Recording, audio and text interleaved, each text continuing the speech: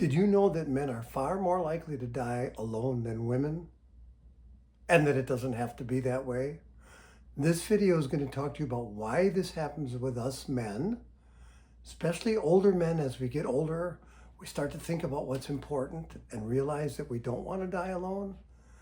And that there's some tips here of what you can do to avoid being one of those men. Number one, the reason that men don't die with someone around them as much is because they work too much. They dedicated so much lifetime to work that they forgot about the people around them, and they kind of lost track of what's important. Do you ever hear this old saying or expression that when a guy dies, his last wish is not that he worked more? It's probably that he spent more time having fun and being with his family and friends and doing things that he wanted to do instead of working. Number two, difficulty expressing emotions. A lot of us men were raised to be tough and strong and independent, but not emotionally connected. It's difficult for us to express our emotions, and that gets in the way of people wanting to be with us, right? I mean, but it's many times the way we're taught as children to behave. Number three is that we tend to, have strained family relationships, should we say? Not as close to the wife or lover or family or kids or grandkids as we want to be. And that adds a lot of stress to our ability to be connected with them as we're getting older and older. Another thing is that men have a lot of trouble asking for help. Can you relate to that? Men have trouble asking for help. I've literally seen that myself, even driving in a car with my wife and getting discombobulated, and I don't want to admit it. And I don't want to stop and go back. God forbid. We always have to go forward. I'm not going to turn back. That means that I made a mistake and that I'm going to waste time. We don't want to waste time, right? Another major reason that this happens to men is that we retire sometimes as we get older. If you're at that age where you retire and you kind of lose your sense of what's important and why you're here, and you lose your connections with people around you that you used to have daily contact with. Another reason that men tend to be alone in their death. And as a psychotherapist for decades, I saw this fairly often. By the way, I had two men independently, years apart, tell me that when their father died, they were glad. Not even neutral or sad, they were glad that he died because he had been such a drain on their life that it was easier not to have to deal with him. It's a really sad indictment of how that man was isolating himself from his family, probably a result of the way his father isolated himself from that man. These things kind of roll downhill, so we can stop that. We can hit the bottom of the hill and then even start going up the next slope and making things a lot better. So, just to say, health and independence is another reason sometimes men are dying alone, because they've had health problems, and because they didn't reach out much or ask for help, it's hard to get it then. So let's look now at what you can do about this. And there's a lot you can do it. You absolutely can change if you want to. So I'm going to say there's really mainly two things to think about to have this go different for you. The first one is that you have to talk to your family and friends. Talk to them and tell them that you want to be connected more. However you want to say that, whatever's comfortable way for you, let them know. But you probably got to use words. You can't just do sign language or signals. You're going to have to say something, and that might be really difficult. But it's only difficult in the beginning. The more you say it, the easier it gets.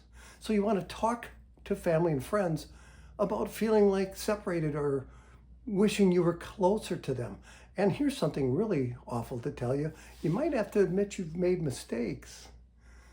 Maybe you can acknowledge that you've made mistakes and you want to change that.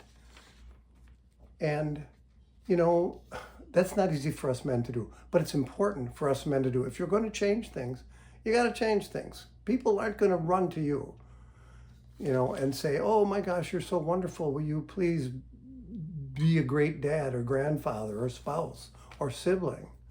So we have to start that. If we had a lot to do with causing the problem we're dealing with now. We're the cure. Nobody else, by the way. This is nobody else's problem. Well, it might be their problem, but it's not their solution.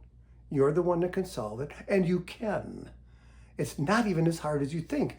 Just number one, you have to talk to people, and you have to decide that this is what you want to do, okay?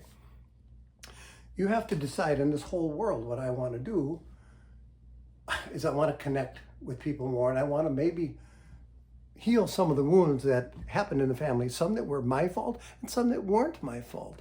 But I still want to heal them. Whether they were my fault or not, I still want to heal them. Okay. So number two, sort of related to this, is that you do have to actually connect with these folks. Call them more often. Make a phone call. Stop over. You know, whatever the rules are in your household, if it's, you know, we always call first, or we text first, or we just go knock on the door. What do the people inside that door want from you? How do they want you to connect with them? You want to connect in a way that's loving and powerful and capable and connected for them. Otherwise, they're not going to feel safe in your connection.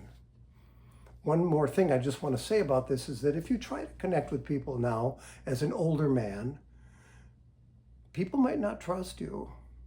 They might be suspicious or cautious or dubious, worried of what you're after, if you've been that kind of man, or just someone who didn't connect much or didn't talk. It's kind of different to them. But you can explain it to them too. If you have to ask why, answer why you're doing this, just say to them, well, I saw this kind of strange looking guy on the internet. He's 75 years old. He's a psychotherapist, and he suggested that maybe I could change how I'm doing my life.